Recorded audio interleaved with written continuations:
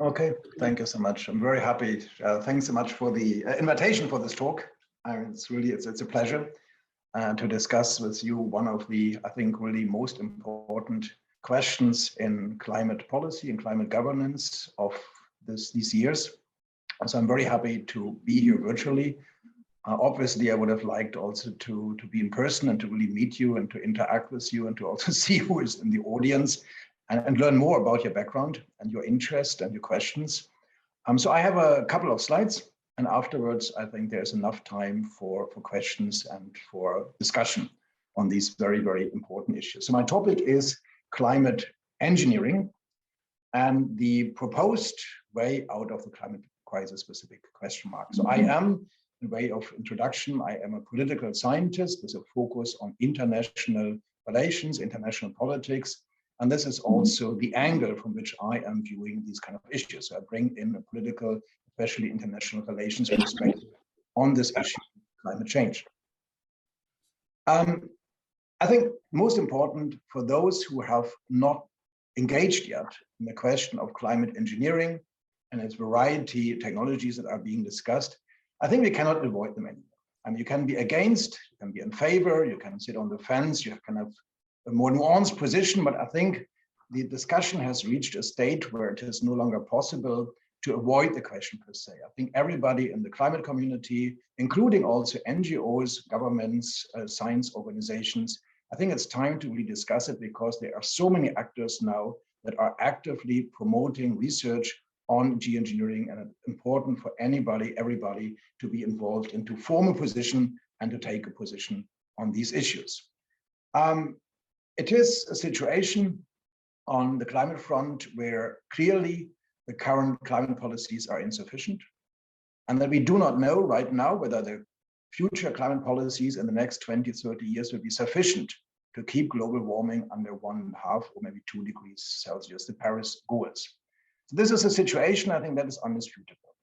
Therefore, it's clear we must and we can also drastically reduce our emissions. That is the plan A. This is what everybody also supports. However, there is also in the literature, in the policy debate, an increasing call to also explore counter-invention to climate systems. So not only to reduce emissions, but also to explore new technologies, new approaches that are quite often described as geoengineering or climate engineering, and there are different terms about that. And this is the topic of my talk. So the question, is this really a solution, or is it a false solution, or what are the problems with these kind of approaches on geoengineering? There are essentially two different broad categories of geoengineering that are discussed in literature, and they're quite different. There's one large section of approaches that are aiming to remove carbon from the atmosphere. So there are lots of different proposals there. We're starting with plant-based approaches, just plantations or trees or whatever it is, up to highly sophisticated industrial processes to remove, to capture carbon dioxide from the air and to store it, for example, underground. So there's a huge range of approaches that are being discussed and are being experimented with to remove carbon from the atmosphere. What is clear in all of these approaches is they must be huge, because otherwise they don't have any effect. So if you really want to address the climate problem in a meaningful way with these kind of approaches, you have to implement them at huge scale. That means also that many of these approaches have very severe climate justice implications. For example, the plant-based approaches require land, and the question is, where would this land be? There's always the question, does it lead to an increased land competition, problems for food security? How can you view these issues from a post-colonial perspective? For some of these approaches, ocean fertilization especially, there are already international regulations in place that are sort of a moratorium for these kind of technologies. I mention this because later I talk about a moratorium and a ban for solar geoengineering. So for these kind of technologies, there are already some regulations in place. Importantly, many of these kind of approaches of removing carbon from the atmosphere are actually no longer called geoengineering. It's always very confusing when you read about geoengineering, when you look at websites, when you talk to civil society organizations, when you talk to scientists. There's a huge confusion in terminology, and these kind of approaches are quite often no longer described as geoengineering. They're just called carbon removal or other types of these terms. Anyway, the main point is these are important discussions. These are important technologies. They are quite advanced discussions, but this is not my focus today. I want to talk about a different type of geoengineering that is maybe equally important in the debates, equally controversial and equally problematic. And that is the idea of solar geoengineering. That's a second range of proposals. So here, it's not about reducing emissions. It's not about removing carbon from the atmosphere. It's about blocking a part of the sunlight. And by blocking a part of the sunlight, this would lead to a cooling effect on the planet. So in a sense, the idea is to block sunlight and by that to help the climate problem by masking the effects of greenhouse gas emissions and by cool the planet and to keep it at, let's say, 1.5 degrees or whatever you want to have it. There are also, again, different terms here. People talk about solar radiation management or solar radiation modification or solar geoengineering. This is a term that I will use. But there are also new terms that are being used that are pretty close to it, like climate alteration, that are being introduced partially also because geoengineering has such a bad taste, and especially the civil society, so that those who are proposing these ideas, they no longer talk about engineering and geoengineering or climate engineering. They invent new terms that essentially mean the same thing, but are maybe perceived as being less difficult and more benign, more natural maybe in the public debate. So I talk about solar engineering, a term that is widely used in these debates. These approaches could be local, so there are debates about using local geoengineering approaches for example, cooling the Great Barrier Reef, and there are other ideas about local implications. But most widely discussed today is solar geoengineering at planetary scale, to really cool the entire planet by certain technologies that would dim the sun. And the most widely discussed approach and technology is injecting aerosols in the upper layers of the atmosphere by balloons or airplanes or something else, and therefore to temporarily cool the planet. So this is most widely discussed, and I want to spend the next couple of minutes discussing, in particular, these planetary approaches of solar geoengineering by injecting aerosols. There are a number of proponents of these technologies, so nobody argues they should be deployed right now, but there is an increasing community of scientists, partially also non-governmental organizations, that argue we have to research these technologies. And the argument is we might need these technologies at some point as a temporary measure to buy time until the full decarbonization can be reached. It's sometimes called peak shaving. The critical question is, of course, buying time for whom? I mean, who is gaining time if we employ these rather dangerous technologies, and who is at risk? The argument is here buying time until we reach full decarbonization. Some people argue also, it's a related argument, we might need these technologies in, let's say, 2040, 2050, when something happens in the climate system that we do not predict, or for whatever reason, we are not reaching decarbonization because of geopolitical turmoil or something in the climate system that we haven't understood properly. For all of these reasons, we might need technologies for solar geoengineering as a fail-safe if something goes fundamentally wrong. So we need it for future generations to have it on the table, to have it available. So this is the argument for people who say we need to research these technologies to now better understand whether it works, and also to have it available and to leave it for future generations to use it if they want to use it at some point. That's the argument for now starting research programs on these issues. And that leads all together, especially over the last 1, 2, 3 years, to an increasing normalization of the debate on solar geoengineering. It has been like 10, 20 years ago, it was more like an esoteric issue, slightly on the fringes, but now it's slowly emerging as a normal issue that is being advanced as something that is just a normal policy option in climate governance. And people say we have mitigation, we have adaptation, and we have geoengineering. There was, for example, a report by the National Academy of Sciences in the United States that argued for a research program of American institutions on solar geoengineering. There was an editorial in Nature, for example, where Nature, as an editorial, said that we should give a chance to solar engineering as a research program.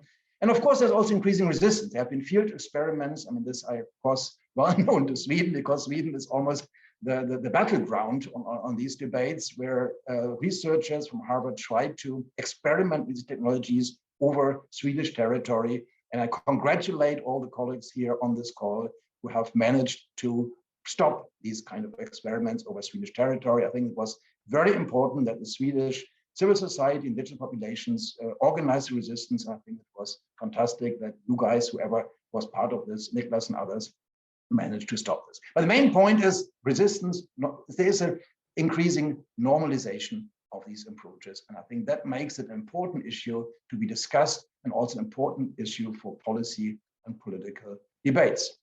The debate, however, is so far being largely run only in 3 countries. So at one point, 3 years ago, we published a paper where we measured participation in conferences and speakers at conferences on solar geoengineering.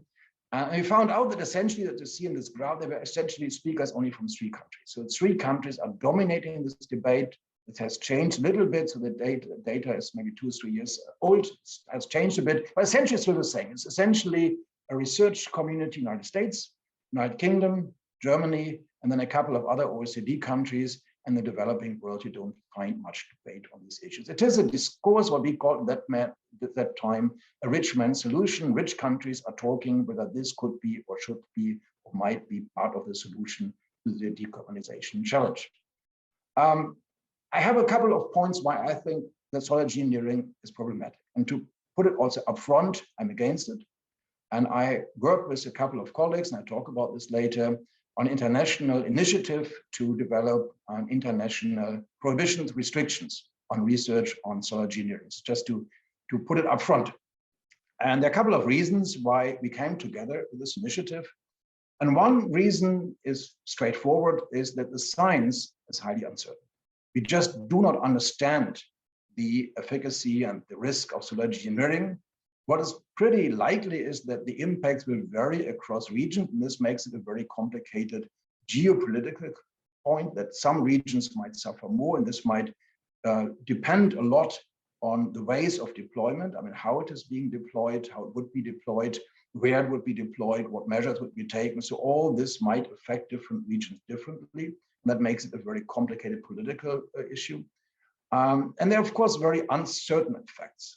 People talk about effects on local weather, on agriculture, on water, on food, and many other issues. So here, there are a lot of effects that are possible, that are uncertain, and there are effects that are especially harmful, especially on the global south and the most vulnerable communities. From a political perspective, it's pretty clear. I think that's also not really disputed.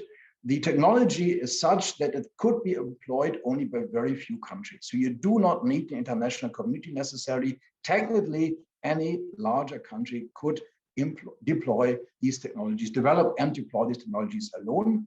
Some people also say that even non-state actors could develop these technologies. It's another debate, but it is of such you don't need, it's not like flying to the moon like that. It can be done by one country or few countries alone. That makes it politically a very challenging issue.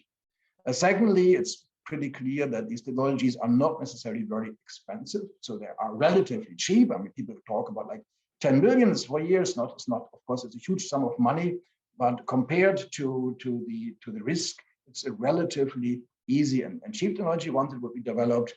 And clear is also that the risk will always be there, because we cannot really anticipate all possible risks that come with these, especially if they're used at the planetary scale. However, my argument is, and I come back to this now in the next slides, that more research is not the answer. It's not the solution. Just one example to explain a bit the challenge of research. Whatever it is, solar geoengineering at planetary scale will mean it's an experiment on the entire planetary level. Normally what you do in science, you're building models, you have certain expectations about how the world functions, and this is being measured, it's being explored in scientific research, experiments, models, etc. It's a bit on what you see on the left side. This is how science functions, but the planet is surely different. Models are just a representation, and we never 100% know whether what models predict, what science predicts, will also be how the planet functions. So normally what you would do in science, you would have an experiment on a certain unit, and once the experiment works out, then you would use it in real life. But on planetary scale, solar engineering, you cannot have any experiment because we have only one planet. So we can't try it out on a different planet. We have to experiment with these technologies, would have to experiment with them at the planetary scale at our planet. And there's no way around it. It would be an experiment with 8 billion people on our planet, and everybody would be inherently opted in. You can't opt out. So everybody would be part of this experiment that scientists would conduct, organized by some countries or all countries at planetary scale. So it would be a bit like the movie that many of you have seen, Don't Look Up. I think that many of these elements are almost like solar engineering implications. You have powerful presidents, you have powerful military that is able to fly these airplanes, you have scientists, you have billionaires, and all kind of these actors would organize this. And then you have people like us who would be sitting there, 8 billion of us together, and we would just look up and we would have to hope that these technologies work, and we would have to hope that the science is correct and that the impacts are not severe and nothing goes wrong. And that, I think, is a tremendous risk and that many of us would not want to take. And also a risk that is very difficult to manage, because who is deciding this? Like in this movie, Don't Look Up, it was only one country that took the decisions, and one country that had technologies. And this is probably not what we want to have for solar geoengineering. And that leads me to the challenge of governance and of politics of solar geoengineering. So if you assume, taking the fact that everybody on this planet would be part of this experiment, would be part of this attempt at cooling the planet by artificial means, that means that technically everybody should be part of these decisions. And that means that we would need a way of governing these technologies, the deployment of these technologies at a planetary scale in a fair way, in a democratic way, and also effective. I argue that in the current political system, this is simply not possible. We simply do not have effective institutions by which we could govern deployment of solar engineering at planetary scale in a democratic, fair, and effective manner. For example, we would have to take decisions on the intensity of deployment. I mean, how cool do you want to have the planet? Where would it be deployed? How would it be deployed? How long will it be deployed? Is it only for a few years? Is it for one generation? Is it for 2 generations? Who would decide whether we stop it, whether we increase or we decrease deployment? Who is taking all these very complicated decisions? Who is paying and who is responsible if something goes wrong? And who is paying compensation for any harm that might be caused? So what is if some countries are having water shortages because of solar engineering, or they claim that they have water shortages or drought or any other problems because of it? Who is then responsible? We know from current climate policy that responsibility and compensation is not maintained, not supported by many countries in the north. So therefore, why would it then be part of solar engineering? It's very unlikely. So therefore, I argue that in the current political system, fair and just governance would require political control about the development of the deployment of these technologies that we just simply do not have. And this is especially a challenge for climate justice, or for global justice more broadly. We know that the effects might be different for different places, just from the functions of the planetary system, but also by the economic systems and by the vulnerability that is much higher in certain parts of the globe than others. So the risks will be unevenly spread. Some people might be at much higher risk of solar geoengineering, and that would require, in a fair, on a climate justice perspective, that democratic decision-making on planetary scale also attends to the needs of the poorest and most vulnerable, and that these poorest and most vulnerable communities would have a veto, a very strong and powerful voice and decision-making right in these kind of technologies. And this, I think, is also not reflected so far in the current governance system. So the justice questions is fundamental here, and global governance would have to respond to this justice question and would have to ensure democratic decision-making on planetary scale that involves everybody in a fair and just manner. So if you look at the current system, United Nations, an organization that was set up in 1945 in a totally different world, institutions that are reflecting the problems of the first half of the 20th century. There's a United Nations General Assembly that lacks enforcement powers. Its decisions are not binding. There is a United Nations Environment Program It's dealing with a variety of international environmental issues, but it is also constrained in this mandate. It was never meant to run a planetary solar geoengineering program and to regulate and control these kind of technologies. The United Nations Framework Convention on Climate Change is similar. It's meant to mitigate.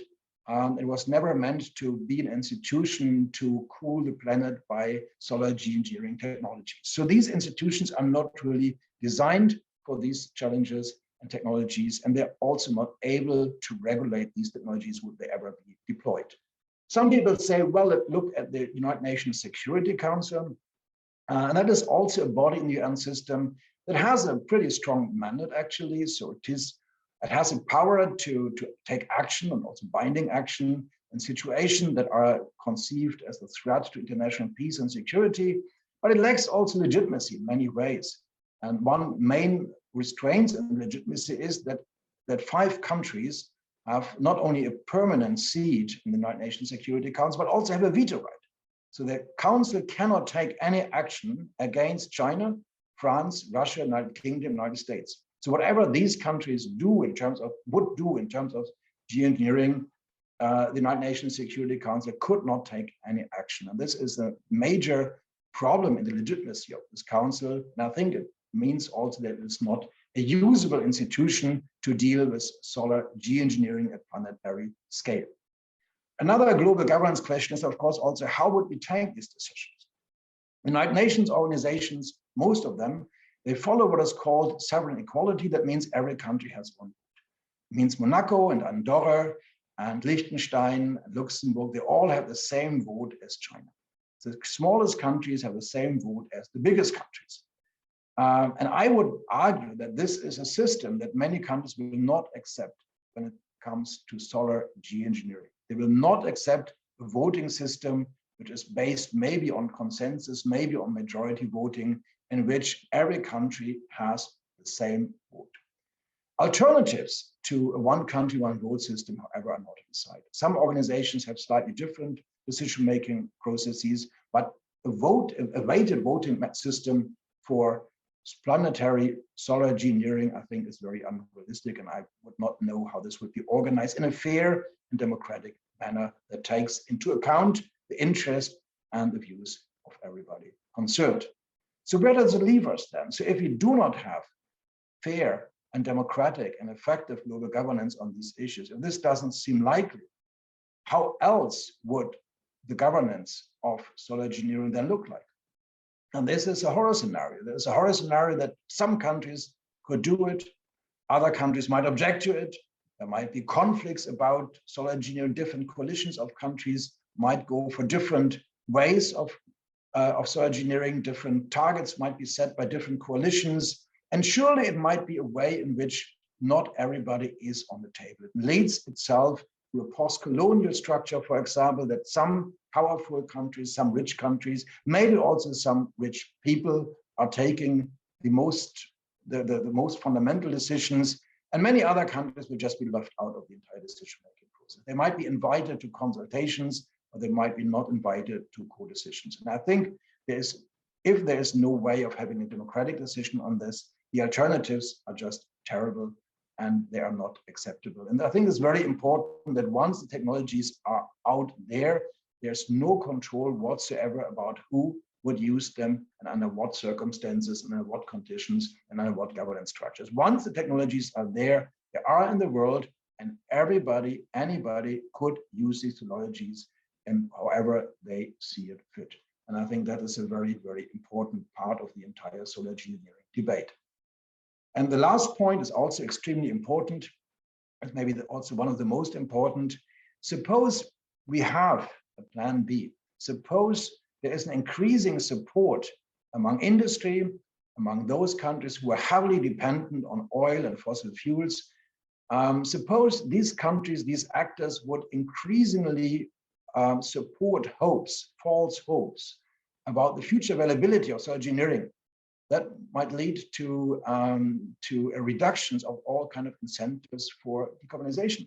So in a sense, once solar engineering is on the table, there's a huge incentive for other actors to delay decarbonization. So actors could say, well, We have solar geoengineering as an option. Therefore, we can continue for another 10 years, or another 20 years with the emissions of carbon dioxide. We can keep our investments in coal and oil. We can keep our transportation systems. We can keep our capitalistic economic systems for another 10, 20, 30 years or forever, because there is the alternative, there is a plan B, there is another solution, which is called solar geoengineering. So this problem of mitigation deterrence, I think, is a very, very important one. It's a problem that might reveal itself more in the future. I think that's one of the most important arguments here, that solar engineering is not part of the solution. Solar engineering, if it would be researched more, would surely lead to have negative impacts on climate policies. And I think at the current point in climate governance and climate policies, we cannot afford any distraction from the current movement towards reduction of emissions and decarbonization. So this is a very, very dangerous distraction of the current climate policies. And I think that's one of the reasons why we should oppose these false solutions that are just simply not solutions.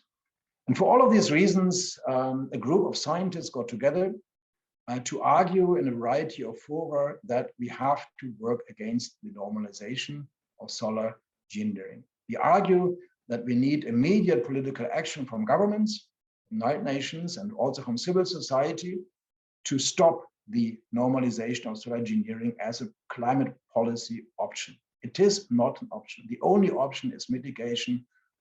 Climate geoengineering is not an option that can help. It will delay decarbonization. It will lead to a future that is simply not acceptable. And therefore, we need not only to restrict the deployment of solar engineering, but also we should restrict the development of these technologies, because once they are out there, you cannot get them back. You cannot stop them. You cannot control who the actors might be who might use the technologies at some point. So therefore, even the development of the technologies is dangerous and should be stopped. And for all these reasons, we have got together and we have started initiative to call for what we call international non-use agreement on solar geoengineering. It would ideally be an agreement by countries, but also other actors can endorse it and maybe be part of this agreement. And it would be an agreement that would stop the normalization of solar geoengineering as a false hope, as a potential speculative possibility climate policy option in climate policy. So this is what we argue, and we have brought this down, this proposal of a non-use agreement, into 5 commitments, which we believe that governments need to or should commit to, but also other actors could also equally commit to some of these prohibitions. The first one would be that taxpayers' money should be spent for decarbonization. It should be spent for mitigation. It should be spent for development of new policies and also new technologies to reduce the emissions of carbon dioxide and other greenhouse gases. Taxpayers' money, national research funding should not go into the support of technologies for solar engineering because they are only a false solution. Secondly, we argue that outdoor experiments should be stopped. It's an easy way to police in a sense. Sweden has done it in a way. And we believe that outdoor experiments are a stage in the development of solar geoengineering that is relatively advanced. And we should kind of stop these experiments because they lead further to the development of these technologies that are dangerous and should not be developed. We should also not have patent rights for these technologies. There should not ever be private property that are owned by companies or owned by certain actors. This entire space requires open access and open technologies. Patents are opposite of what we want to do when we talk about planetary geoengineering. So this is kind of an idea that should not be supported. So we are against patent rights for solar engineering technologies. Of course, we also would argue that government should commit to not deploy these technologies if somebody else develops them. And finally, we believe it's also important for governments to object to the increasing institutionalization of planetary solar geoengineering as a policy option. It is not a policy option. and international institutions should not see solar engineering as a policy option on the same level with decarbonization, mitigation, and also adaptation. It should not be seen like that as one of the portfolio of climate policy options, because it is not. It is a false hope. It's a false solution. It should not be part of international organizations treated there as an international policy option. We are not arguing for a research ban as such. It's very important. It's quite often misconstrued in the debate. So our proposal would not stop research, climate research as such. It's not a ban on climate research of any way. It's about development of a very specific set of technologies that would be stopped, but not climate research as such. It's not a ban on academic freedom.